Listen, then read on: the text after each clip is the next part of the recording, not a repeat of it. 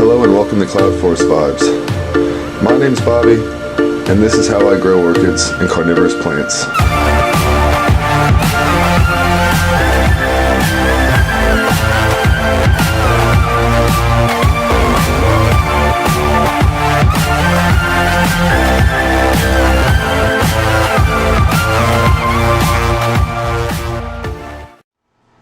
Hello and welcome to Cloud Forest Vibes. Today we're back with another saga of Tree-fern. As you guys saw in my last video, I'm experimenting with this fernwood product, this New Zealand Tree-fern orchid board, and what I did was soak it with Phison solution for like 36 hours, and then I let it dry out. Unfortunately, we still have a little bit of a snow mold issue on these pieces, so what I'm going to do now is take the advice I was originally given by Michael McCarthy that I should have taken from the beginning, and I'm going to go ahead and I'm going to do a bleach solution for this stuff. So I'm going to tune the camera down a bit. In this container, what I'm going to do is take a gallon of good old-fashioned tap water. Excuse the glugging noise.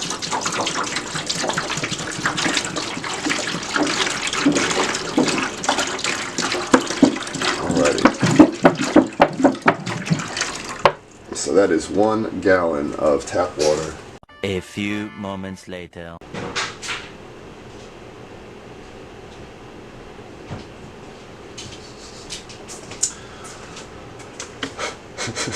I have no idea where I was. The joy of dogs. My dog is in a cone and she's running around destroying everything in her path, so please forgive me. I gotta figure out where I was. Forgot to press record again, I suppose, so geez, I'm losing it, guys. Anyhow, what I've done here is I've taken my gallon of water and I have added 1 cup of bleach to that water. I have returned my fernwood to it, and now I'm just making sure it's all nice and soaked up with this bleach solution before I let it sit for a while. Now Michael says at least 10 minutes in this solution, and then you want to neutralize the bleach. So when we come back, we're going to pull these out of this solution, we're going to give them a really good rinse, really good wash, and then I'm going to mix up another solution and we're going to use that to neutralize this bleach. So we'll be back here in just a little bit. I'm probably going to let this soak for about half an hour or so, maybe an hour. I've got a lot to do this morning, but I will be back shortly and you will see the next step of using this bleach solution properly on Tree-fern. Alrighty, so we're back here. It's been about 2 hours. I definitely got quite sidetracked, but what we're going to do now is I'm going to go ahead and drain these off. I'm going to empty this container out and I'm going to show you guys the next solution we mix up to neutralize this bleach solution here. So I've got them all set up here, dripping and draining out of the bleach solution, and I'm just going to go ahead and take my trusty pump sprayer with clean water again, and I'm just going to soak them really good and help them kind of flush a little bit before I go on to the next phase of this.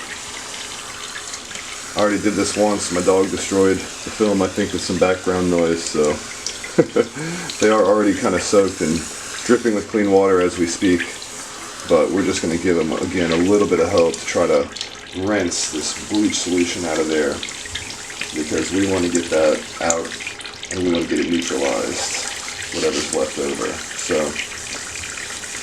I'm going to let these drip and hopefully some of that solution will come out of them, and we'll be back in just a few minutes and I'll show you what the next solution is that you want to mix up to try to help neutralize the bleach solution that we've already used.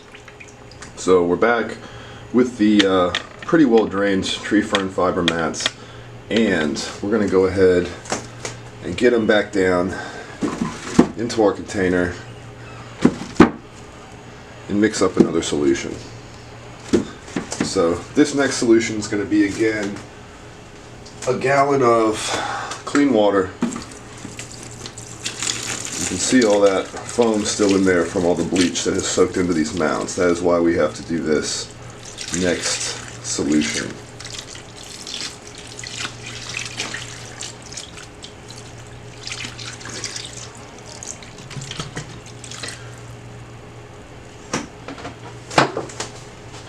And the next ingredient that we need again is our trusty measuring cup and good old hydrogen peroxide. We are going to do 1 cup, probably a little bit more, let her overfill a bit, to 1 gallon of water.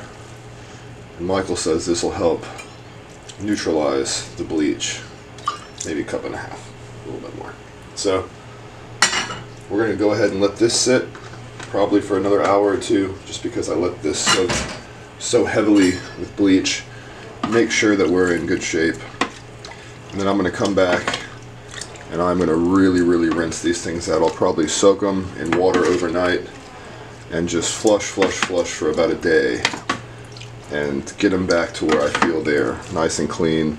And we'll let them sit for another couple days. Even though I'm dying to use this stuff, I don't want to rush the process, so we will let it sit in my environment again for a couple days till it dries out fully, and let's just see if the snow mold or anything comes back. I don't think it will after this, to be honest. Bleach is pretty lethal to most stuff. So here we are, next phase, and it's just another matter of waiting for it. So we'll be back and take a look at it when it's done. Okay, so we are back again. It has been another hour or two in this solution of peroxide and clean water. So we're going to take these things out here. I'm going to go ahead and let them drain out again, and then we're going to go ahead and start flushing them. So I'll go ahead and get that solution ready for you guys. Let these guys drip drain. It's going to take about 20 minutes or so for them to stop doing this, believe it or not. I told you these things hold an immense amount of water. So we're going to let these drain out again, get this all cleaned up and cleared out, and we'll be back one last time to flush them and have our final chat and see what happens. Alrighty, so we're back again. Our tree fern is pretty well drained. As well drained as it's going to get right now, at least. And we're going to go ahead and put it back in our container here. I did go ahead and I took our handy dandy pump sprayer and I soaked it down and tried to help wash off excess stuff on it before we started this process. So one last time, out of an abundance of caution, we're just going to go ahead and soak this with very fresh, clean water I just filtered and try to get any of the last bits of bleach, peroxide, anything in there out of it. I'm going to let this soak for a little while longer, and then we're going to come in here. I'm going to wash it down again with the pump sprayer. May even run it under the tap just to make sure we've got all the last bits of stuff out of it, residual stuff out of it, I should say. And then, and only then, we can let it dry and get our orchids on it finally. So, last step of the process, and we'll be back again to see this finished tree fern project, hopefully. So back again to check on our tree fern here. We've been soaking for about an hour. I am almost comfortable pulling this stuff out. I think I'm gonna give it a flip, and we will come back and check on it in about another hour. See, there's just a little bit of bubbles left. I have a feeling that it's just still seeping out some of that stuff that's inside of it. So another little bit and we will be back to pull this stuff out and get her all drained off. Tomorrow for sure. Alright, so we are back. This has been another 24 hours soaking in this clean water here, and I think we are ready for another drain and hopefully a solution to our mold and mildew problem. So I'm going to go ahead and pull this stuff out and get it draining because it's going to take quite a while. We'll come back and take a look at it here. It's probably going to take another day or so for this stuff to fully dry and hopefully finally be able to use. So pulling it out now, we're going to let it drain, and the last segment of this video is going to be checking back in to see how we did after our bleach treatment. We will be back. Okay, so we are back. It is Friday, which means it has been 4 days total in my home environment for this tree fern board to fully dry out to my liking. It might have been dry yesterday, but I mean today is actually, I can say, fully dried.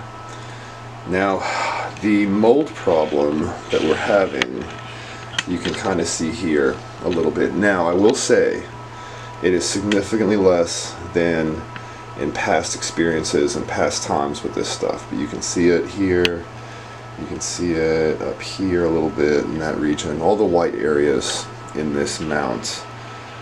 If I zoom out, it becomes really apparent. So if you guys can see all those lighter bits, that is like a snowy kind of mold or mildew, and we just don't want that. We do not want that on our orchids. Also, these pieces had a couple little spots, nothing too terrible. Again, I really do think that the bleach treatment was effective for the most part. Again, I've had these issues before, much more severe.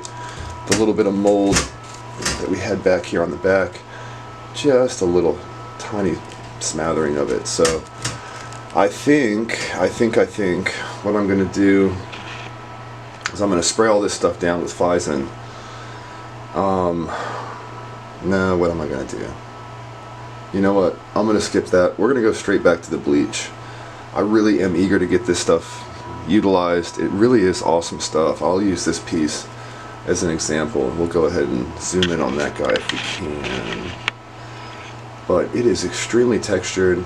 Lots and lots of good areas for roots to nestle in and amongst, and like I said, it really does hold moisture pretty well. So I'm gonna have to be careful what orchids I put on this in my tent, because it's gonna stay moist. Let's see, if it stays moist out here for 4 days and it's 77 to 81 degrees with 40 to 50% humidity in my house, this stuff's really gonna stay moist in my tent. I gotta be careful. My temperatures are around the same, but my humidity levels are absolutely crazy, 86 to 90% in there on occasion. At night especially, it gets up towards the 90s. So having that said, no Tolumnia types, no Cattleyas that need a really strong, pronounced, quick dry cycle.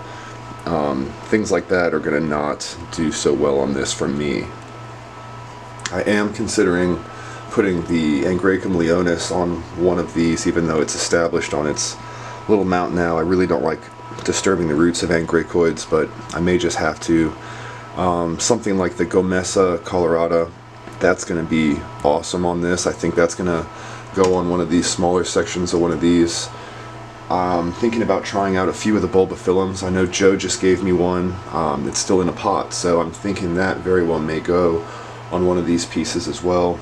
We're just going to try out a nice little assortment of things that like to stay moist, as well as things that want a lot of air around their roots, because this is going to be, I think, a really good media for doing that.